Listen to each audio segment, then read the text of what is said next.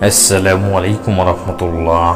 প্রিয় দর্শক, আজকে আমরা জানব ঈসা আলাইহিস সালামের হত্যার ষড়যন্ত্র ও তার ঊর্ধ্ব আরোহণ।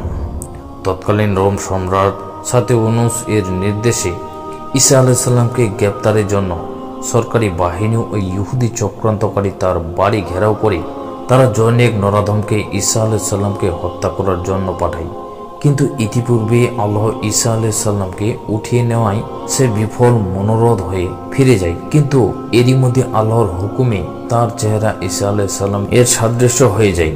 ফলে ইহুদিরা তাকে ঈসা ভেবে শুলে বিদ্ধ করে হত্যা করে। ইহুদি নাসারারা কেবল সন্দেহের বশবর্তী হয়ে নানা কথা বলে এবং ঈসাকে হত্যা করার মিথ্যা দাবি করে। আল্লাহ বলেন, এই বিষয়ে তাদের কোনো জ্ঞান নেই, তারা কেবলই সন্দেহের মধ্যে পড়ে আছে। এটা নিশ্চিত যে তারা তাকে হত্যা করতে পারেনি। সূরা নিসা আয়াত 157। বরং তার মতো তারা কাউকে হত্যা করেছে। উল্লেখ্য যে ঈসা আলাইহিস সালাম তার উপরে বিশ্বাসী, সে যুগেরও পরবর্তী যুগের সকল খ্রিস্টানের পাপের বোঝা নিজেই কাঁধে নিয়ে প্রায়শ্চিত্ত স্বরূপ শুলে বিদ্ধ হয়ে মৃত্যুবরণ করেছেন বলে খ্রিস্টানদের দাবি। স্রেফ প্রতারণা ও অপপ্রচার বয়ে কিছুই নয়।